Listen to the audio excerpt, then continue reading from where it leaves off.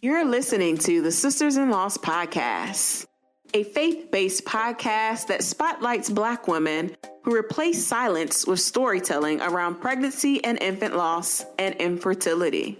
Black women experience miscarriage and stillbirth 4 to 5 times more likely than white women, according to the NIH and CDC. Whether you've experienced a miscarriage, infant loss, stillbirth, are trying to conceive, or have an infertility diagnosis, you will learn about resources and strategies to heal, gain clarity, peace, hope, and find an empowering path forward after loss. I'm your host, Erica M. McAfee, and you will hear me interview sisters-in-laws who have healed from such a painful and traumatic experience by sharing their testimonies and stories to inspire and help others turn their pain into their purpose. Now let's get started. Thank you so much, Kayanna, for being a part of the Surviving Pregnancy Loss series. Thank you. Thank you for having me. I found you guys on Facebook, and a lot of the times within our own community, I was in other groups, but to find people like me was what I needed. So thank you for creating this space. Absolutely. So I would love for you to share a little bit about yourself and what you do. Okay, so I'm Kayanna. I'm a medical assistant. I've been a medical assistant for 6 years now. In the midst of my MA schooling, I actually had my loss. And so that was hard. I was in my 3rd quarter, but now I'm thriving. I'm doing good in my career. I've moved on from my career and doing other things still in healthcare, but I think I'm doing okay. That's much about me. I'm 34, be 35 in October. Yeah, that's pretty much it. I'm better with questions. Oh, no, I understand. Take us back and share with us how you navigated your loss through your schooling. Okay. So I've actually had 2. So I had 2 losses in 18 months. The first one, and when I say this, I hope it doesn't offend anybody, but I don't count that first one. And the reason why I say that is I was 11 weeks and it didn't affect me as much as my second loss did. Like, it still hurt, don't get me wrong, but I was in a rough relationship with the person that I was pregnant by twice. I should have knew better. You know what they say, when you knew better, you do better. I was young and didn't know any better. So the first one, I had my loss at 11 weeks and my baby actually fell out of me in my bathroom. Like, I'm standing up next to my sink and my baby just falls out. And I'm just like, oh, okay. So then we fast forward to May 7th of 2014. I am in my 3rd quarter of MA school after going back at 27. Praise the Lord, because schooling is hard. And I had that, because I can tell you that whole day, actually. That whole day, that was the first day that I felt my baby move. I thought I was going crazy. I was like, I'm sitting in class. I'm like, okay, this feels weird. What's going on? And I was like, maybe I'm Googling, like, okay. I'm like 14, I'm 17 weeks. And I'm like, maybe I'm just feeling things. It's like, I felt little flutters. My friend's like, dude, the baby's moving. The baby's moving. You didn't get this far last time, so the baby's letting you know, hi, mommy, I'm here. And so that was a happy day for me. That whole morning was great. That particular day, I had a doctor's appointment to have an ultrasound. Because I'm considered high risk because of my blood pressure and obviously because of my weight, I kept seeing different doctors. And I hadn't heard my baby's heartbeat yet. So mind you, I'm 17 weeks. And so we grabbed the Doppler. Mind you, I had a Black doctor, and I'm thankful that when I do have her moving forward, that she'll be there. But she brought the Doppler out and it kept turning off. And I was like, okay, we got to go to the ultrasound now. Now I can see what I'm having. And they were like, no, you got to wait another week. If you would have been 18 weeks. And I was like, okay, whatever. So then we go into the ultrasound room and I'm watching my baby doing their acrobatic moments and just swinging around. I think the baby even waved at me. Like, it was just a great moment. And of course I cried. I was like, oh my God, there's a human inside of me. Like, this is amazing. So this is about 4:00. My appointment was at like 4:20. I got home at around 6-ish. And the reason why I remember this whole thing vividly is because this was in the era when Love and Hip Hop was real popular. And this is when Mimi was doing her little shower thing. And so I remember having to go to the restroom, and I went to pee. And now keep in mind, there was a TMI moment. I hadn't pooped in a couple of days, and I was thinking, this is why, you're pregnant. You got these medications in you. This is what happens. And so I go to the restroom, and I hear a pop, and I feel like a gush of relief, if that makes sense. Like I feel like, I finally went to the bathroom. And a gush of water. I heard the pop and a gush of water. However, it wasn't pee. My water broke. And I did not know this. I had been in active labor pretty much that whole day and didn't know. So I remember going back to the couch and sitting down. I'm like, why am I still leaking? Like, why do I feel like I know I wiped? What's going on? And the same thing happened again. I step into my mother's kitchen, and this blood is just pouring out of me. And so, of course, I'm just like, really? Like, God, really again? Like, I'm further along now. I'm in the safe zone, So after learning about that, there wasn't a safe zone, And so we ended up going to the hospital, like 20 minutes from my house, and we went into room number 6. And I will always remember the number 6 because I refuse to go in that room now. And we go in, and my nurse, it was a traveling nurse. Her name was Martha. And she was really sweet. Obviously I'm crying, I'm upset because I'm cramping, I'm bleeding. They sent in the ultrasound tech. And apparently I was at the bottom of the list, but I have a very unique last name. So I had been there, I want to say maybe a week or two prior, because I was having a threatened miscarriage because I was having a little bit of spotting, a little bit of cramping, and I just didn't know. And so the ultrasound is like, I remembered your name. I put you to the top of my list. So let me come and talk to you. Let me do my ultrasound. So we do the ultrasound, and the doctor comes in and was like, yeah, your water did break. There's a 10% chance that your fluid will build back up, but there's also that 90% chance that you will lose your baby. And I'm a believer, I have a faith in God. I know that God's going to pull me through everything that I need to deal with. And so I was like, okay, look, I've already lost one, I will take that 10% chance. All you need is the faith the size of a mustard seed. And we know that's tiny as all get out. And so they sent me home, and they shouldn't have. I should have never went home. So I left the hospital probably about 20 minutes before, and I felt what I thought at the time was a blood clot about a block from the house. And so it was me and my mom and my sister. I'm like, okay, Mom, this pain is just too much. Just take me back. If I can't do it, just take me back. So we get to the parking lot. My mom runs inside to let my sister in the house. She was younger, and make sure she was secure. And by the time my mom came back out, I stood up to grab what I thought was the clot to remove it. It wasn't a clot. It was my baby. So I had taken a chuck from the hospital, and I was sitting on it. I was okay. I laid the chuck down, and I didn't want to. I told you the first time my baby fell out of me, and I was in the parking lot of my apartment, and I was like, okay, I don't want to drop my baby on the ground. This is crazy. And so I laid the chuck down, and I lay my baby down, and then I grab at the umbilical cord, and I start pulling on it. And I'm like, no. I'm thinking, like, don't do that. You can hurt yourself. So I just pushed, and I pushed, and everything came out. I delivered my daughter in my parking lot of my apartments. And I say daughter when I say it like that is daughter because we go back to the hospital, and I get wheeled back into room 6, same nurse, Martha. As I'm crying, I'm covered in blood between my legs, and she's so gentle with me. And I think I appreciated her gentleness because she wiped me down and was like, I know that you're upset. I know that you're hurting, but what can I do to make you feel better? And I was just like, I don't know. I'm stuck. I don't know. So then the doctor comes in, and of course, my baby's 17 weeks. And I know we're friends on social media, but if you ever look at my page and you search for my story, this past year on her birthday, I posted a picture of her. Something I've never done. It's been 6 years. And so I've never done that. That was therapeutic for me. But so the doctor came in and was like, you had a perfectly healthy baby boy. And I'm like, healthy?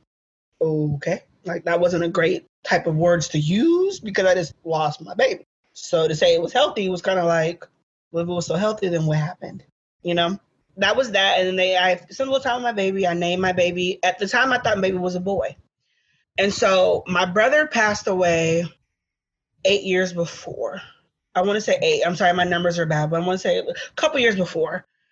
And his middle name was Jovan. And so I always said, if I have a baby, regardless of anything, I'm going to name my baby after my brother. So I named the baby Shavir Jovan Phillips, because I was going to give the baby his dad's name. So mind you, they took my baby. I didn't have a funeral at all. I sent the baby to pathology because I wanted to know, like, what happened. Like, I was fine. I was great. What made my water break? Because I didn't know any better of, like, what it felt like to be moving forward in your pregnancy, because I was only 11 weeks the first time. At 17 weeks, I started to show. So I was thinking, okay, maybe this is normal. You're starting to have a little bump. The pain you're feeling in your back is those round ligaments stretching out to do what they need to do. And that wasn't what it was. We still don't know today. No, we do know. We did get there at the end of it. And so I named my baby, and then I missed 3 days of school. I'm in my middle of my MA schooling. I'm in my third quarter. I missed 3 days, and I went back, and my babies were my motivation to keep going. Every day I wanted to quit. I went to school. I had classmates who were pregnant, classmates who, in my opinion, and this is me being judgy, didn't deserve their babies, because I was angry. I was angry with God. I was angry with myself, my body. And then just watching these girls, and they're younger than me. I went to school at 27, so they're younger than me. And I'm just like, y'all are here smoking, you're drinking, you partying it up, but yet you get to keep yours. Like, I was really bitter for like the first, no lie, like 2 years, just bitter. And so I'm in class. I am in class, and I get a phone call from pathology. And they're like, so just want to check and see how you're doing. And I'm like, okay, I'm, best as I can be. Well, we want to tell you that you had a girl. You didn't have a boy, you had a girl. And I'm just like, I felt bad because I felt like a relief, because I always said, I wanted to name my baby after my brother. And I was more happy that I had his name back than of me knowing that I had a girl. And so my older sister and I came up with the name. I named my baby Destiny Rose. And I said, she wasn't destined for me on this side of earth. However, I have blossomed like a rose as I move forward to cope with her loss. And so that's basically what it is. And then I went to see my doctor, and apparently I have an incompetent cervix. And my doctor told me, because I went the next day, because like they called and was like, what do you mean she lost the baby? She was just here at 4:00. And they were like, well, this is what happened. And I was mad at myself for a while, because it was like, if I would have said something about my back hurting, they might have looked at my cervix, or they might have looked at something and said, okay, this is normal or this isn't normal. And like I said, for a while, I beat myself up. But now that I've seen the good and goodbye, because I was in a toxic relationship with the person that I was pregnant by twice. I shouldn't have been with this man. And I looked at it as it was my karma. And this is me being truthful. I was the side chick. Didn't know at first, but then the first time I got pregnant, had no idea. I had my loss. He was there for me in the sense. And I think I latched onto that to be like, okay, if I keep with you, I won't forget my baby, and I ended up getting pregnant again.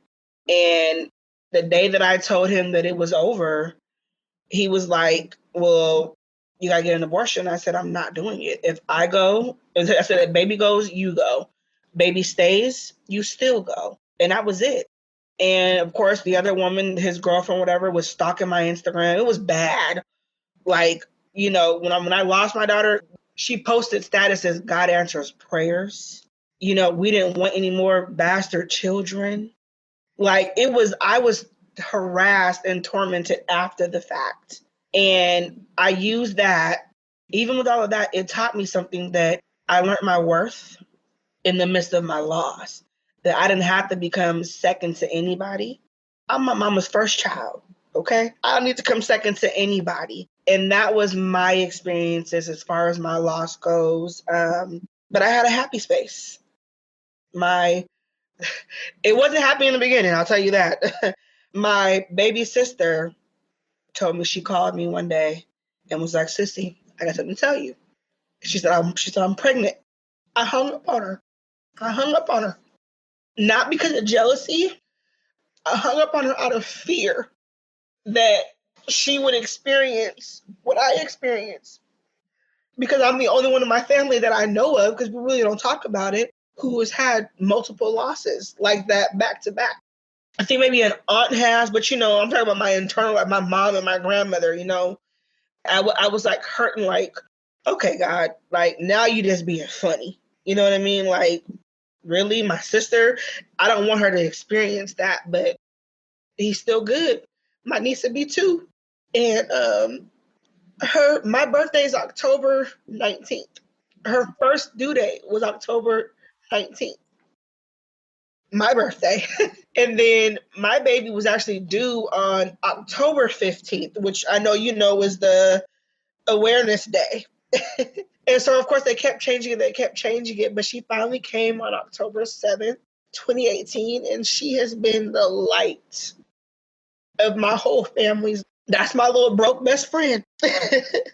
She'll be 2 in October. And she has definitely warmed her TT's cold heart when it came to being around pregnant women and other babies. Like, I'm okay now because she mended my little broken heart in that time frame.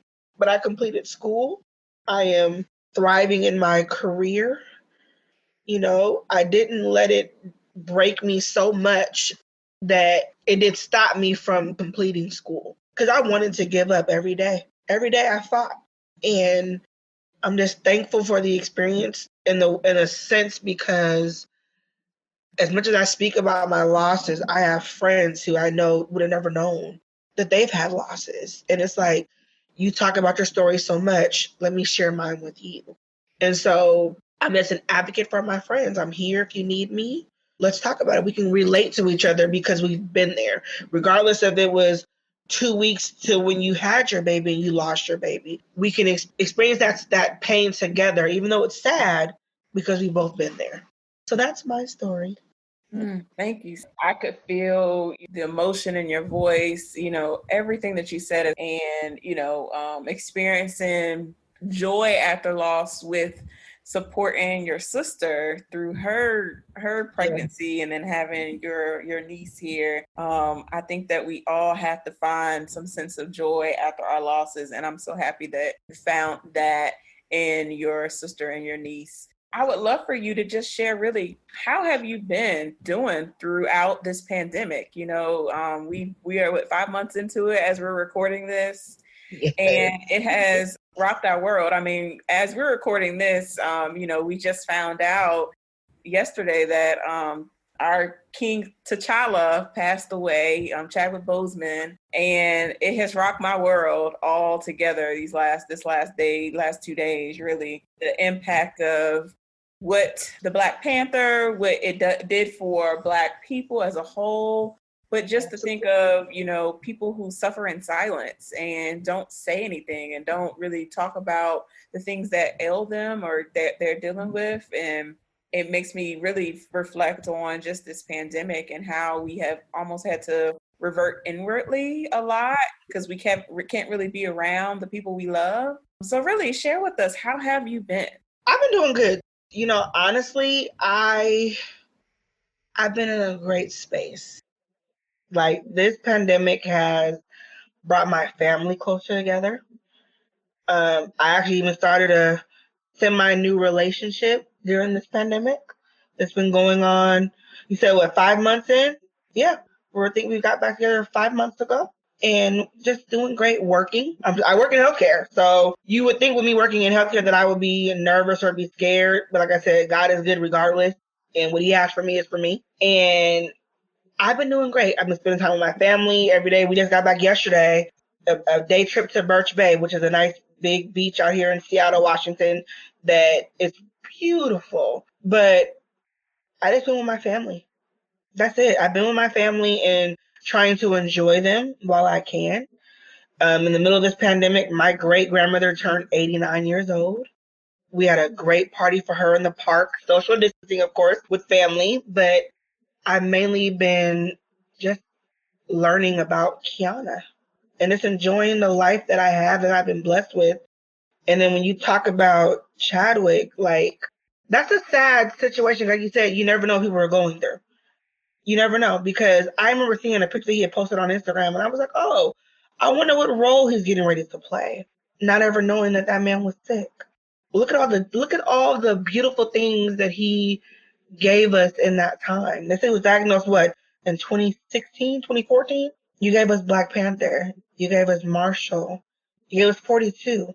You know, you gave us the Five Bloods, which you've done, and all these things you've done, you've been sick. And whoever his family, ma'am, to hold his secret for all those years. Listen, I'm sorry, when it comes to the Black family and the Black community, if once somebody know, somebody else know. So whoever his family, if that does not have us want to thrive to be like that, we failed. We failed him. Because how many things have you heard about somebody the day it happened, a celebrity? The day, I mean, TMZ didn't even have this. And they have things before people's family knows. So I want to thrive to be like that moving forward in my life. That showed me something. To be like, you know what? If I tell you something in confidence, I need that to stay there, because that was beautiful. I agree. I was blown away by that as well. Just the fact that mere responsibility that, I want to know, obviously I think a lot of his castmates knew, the people who worked with him all knew too, and they never shared. But for him to persevere through one of the worst kind of cancers, amongst the pandemic, right? This is like heightened. You already are diagnosed. That you're going stage 4. You're losing a lot of weight. You're posting on social media. People are being nasty towards you. So you're just living your life full of grace, just full of gratefulness that you're here 4 years later. And, and then you can die peacefully, and then obviously get all of these great accolades and memorials and honors from people. I just, it makes me want to go harder. It makes me want to say, hey, Erica, even though you aren't feeling X, Y, and Z, you need to put your big girl pants on and get to it, because tomorrow is not promised for none of us. Nope. It is not promised at all. Remember when Black Panther first came out and he was behind that red curtain with Jimmy? And to hear all those people say those things, at least I know within my heart, and he knows that he got his flowers while he was here. Oh, absolutely. He got his flowers. As many times as shows that he went on, I was going back and rewatching the interviews that he had to do that Wakanda salute. He didn't have to do it, but he did it. He did it with just so much grace and so much poise. And, a lot of, when I've gone back and rewatched a lot of the interviews he's done over these last couple of days, since we found out, I guess it was Friday night when we found out, that the way he answered his questions, he answered them obviously because he knew he was dying, right?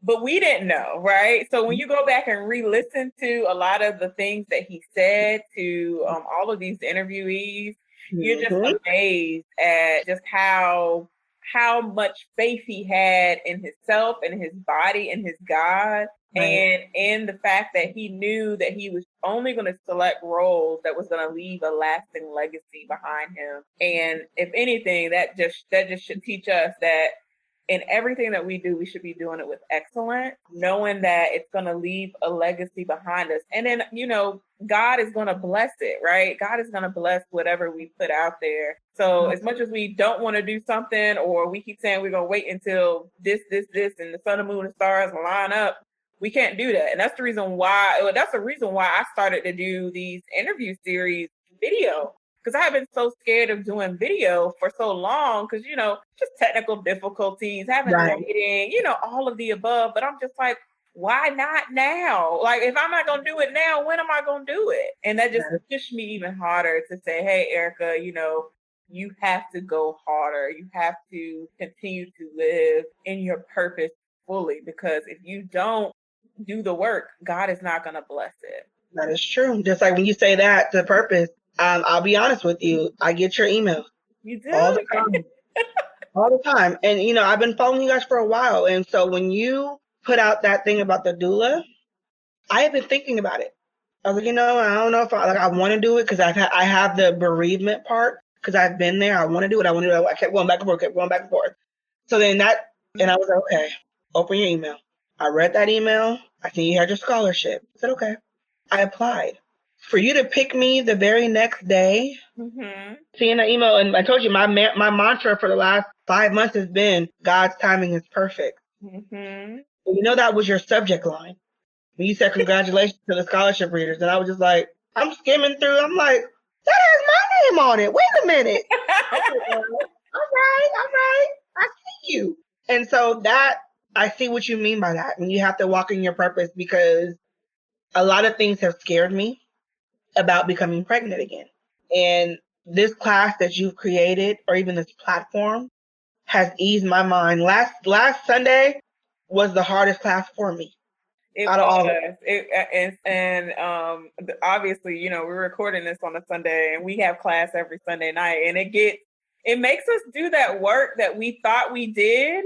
We really got to go back and really dig deeper, because how can we support someone else through their own journey if we're still wounded? And we can still be wounded healers in a sense, but we have to be at a certain place in our healing where we can help others heal their wounds, no matter whatever they're going through. So I'm so happy that you are doing the work and that you were selected for the scholarship, and you are going to be a Sisters-in-Law doula, because obviously the time is now, and we need you. We need you out there. We need your story out there. We need you doing this work in your community. Yes, and that was my plan. I seen that we have doulas. Don't get me wrong. Like my job, I work at a clinic, and they contract out for doulas. And so when I told the doctor that I used to work for, like, I'm taking a doula class, when I tell you, Erica, that they were so on board. Oh, we got to get you on some births. We got to get you on this. Oh, wait, we don't have a doula. Oh, wait, we're going to do some campaigning to get you paid. Like my job and my coworkers and doctors are coming through. So when you say walking in your purpose, that is where I am at right now with everything. And I'm just feeling so blessed with the way that my life is going, even in this pandemic. People keep saying that pandemic has done this and done that. Outside of deaths that have not been directly to me personally, I can't even be mad at 2020. I can't. I'm in that same boat. I'm just like, granted, there are a lot of bad things that have happened in 2020 collectively as a Black community, all the racial unrest, civil unrest, the police brutality, all of those things that have happened, the deaths that people have had, whether it's people connected directly to me or like my Facebook friends or associates or whatever. But God is still in a blessing business. And I truly believe that when you really, and I really think 2020 has been that for me, when you really put yourself out there, scare and all, God is going to bless it. So I'm so happy that and honored that you chose me to train under, because there's so many other doula programs, but also that you are fully walking in your purpose, because that is my goal, is that everyone who leaves the training is equipped to do what God has truly called them to do in this work. And that's what I keep hearing, is that even though I post about it, I say that this is hard, this is heavy for me, the encouragement that I get is like, you're going to be the best one to do it because you've been there. You can explain it, you can relate to it. And I think that, especially on that side, the ones who have had losses before can be like, how can you cope with this? And I say, well, look, I took these classes, and that's what's helping me when it does come, because I was always be scared. But now I know if I feel a twinge or something when it does happen, okay, that's what this is. Before I didn't have any of the tools. So I appreciate you for creating, like I said, this platform and providing us the tools to know what we need to know moving forward for our own bodies, as well as the women that we're going to be helping as well. Absolutely. So I would love for you to share with us kind of how you have been honoring your losses. This is going to go live in October for Pregnancy and Infant Loss Awareness Month. Share just how you do memorials, or I know you mentioned about the October date being close to the date of your niece being born and your original birthday, your birthday, and then the due date and all that. So just share with our listeners, how do you memorialize your losses? So I do two. I do the day that I lost, which was May 7th. As I said, that's her unbirthday. And I think last year I released balloons. And wrote like a nice little, like a saying towards my baby, both of my babies actually, and was like, I miss you. I love you. I hope that this comes to you wherever God has you at, and it goes into the universe. And so I do that. And then October. Now, October is my month because you see, I have my nails all wild and crazy. So when October comes, I go pink and blue. Pink and blue everything. I think last year I actually had my baby's names on my nails in pink and blue. And so I just celebrated the whole month. And people ask me about my nails. They're conversation starters. So I'm like, oh, well, this is what's going on. Let me enlighten you about this. These are why my nails are this color. So the month of October, I really go hard with talking about my losses and celebrating them. For me to celebrate them, which I do on a daily basis, at least I try to, is when someone asks me about my losses, I tell them. I post about them. I'm not, my Facebook page photo right now says, mommy of two angels in heaven, because I was having a moment, and so I post about them. A lot of the times people used to tell me, oh, why do you always post about this? Or why, you're young, you can do this again. Mind your business, first of all.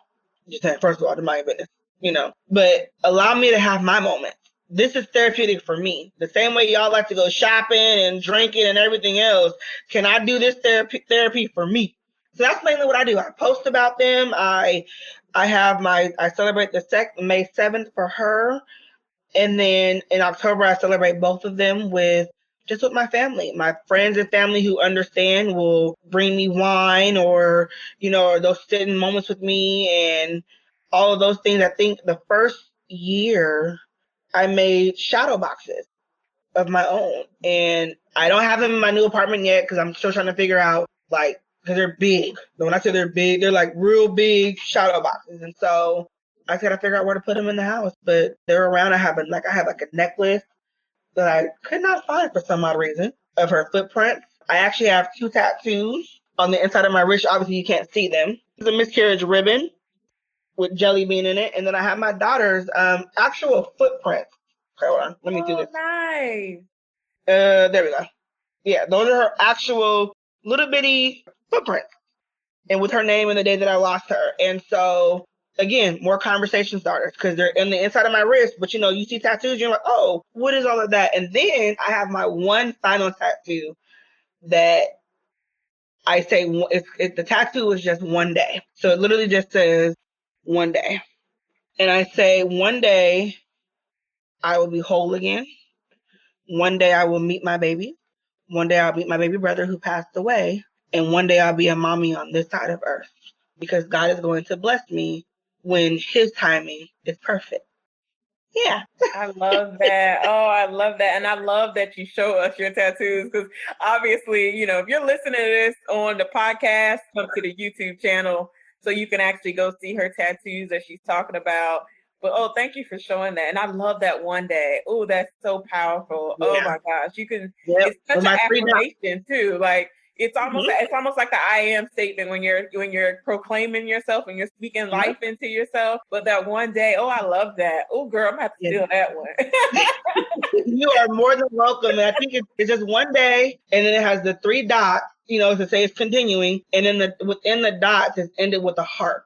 So it's like I think that's my favorite tattoo, because it can mean so much. So much, yes. Yeah. I love it. Yeah.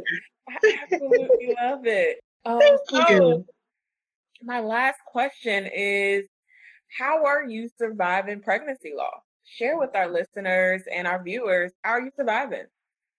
I am surviving it by speaking out and doing my own research on it for myself, outside of just trusting my doctor when the timing does come. Like I said earlier, I do have a plan in motion of when it does happen again, with my same Black doctor that I was thankful to find here. That's mainly what I've been doing, is just talking about it, offering encouragement to my friends who are pregnant now.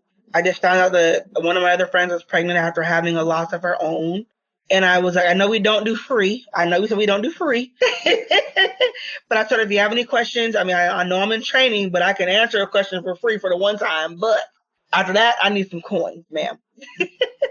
But other than that, I just speak about my losses and I try to remember them the best way that I see fit for me, because I was only 17 weeks. And when I said earlier that I don't count the first one, I didn't have as much as an attachment to the first one. And so the second one is more celebrated. And that's just me just talking about that particular one more than normal. And I used to feel bad about it. But then when I think about it, like I said, that's when I had the connection with. And when I say it that way, they're like, oh, I understand, that makes sense. And so just speak about them. I mean, I know it's hard to talk about, but as my mom says, who lost, my brother was 18 when he passed. So we had him for 18 years. You know, loss is a loss regardless of how you look at it. And she always says, it may not get easier, but it will get better. And you will have your moment, you know, and live in that moment. Don't skip that moment. If you are hurting or you need that time, have that moment in that moment and understand that where you are in that particular moment is not where you're going to end up. So that's how I see it. Yes. So where can we connect with you? So I am on Instagram, Kiki, 2, NITE. Please follow me. I will follow back. And then I'm also on Facebook, Kayanna Mooreland-Law. You can follow me on there as well. I like to cook. So if y'all like to cook, I'll post a lot of pictures of my food and my recipes. So if you ever want someone a nice meal that you make at home in your own kitchen, I'm your girl. So follow me and I will give you all the recipes you need. Yeah. Thank you so much, Kayanna, for being on this episode of Surviving Pregnancy Loss. It has been a pleasure and an honor. Yes, thank you so much. Thank you for listening to today's episode. For show notes, go to sistersinloss.com. To stay connected with us and join the Sisters in Loss community and receive my weekly newsletter, please go to sistersinloss.com/newsletter. That is sistersinloss.com/newsletter. Please rate and review this episode, and I will talk to you next week.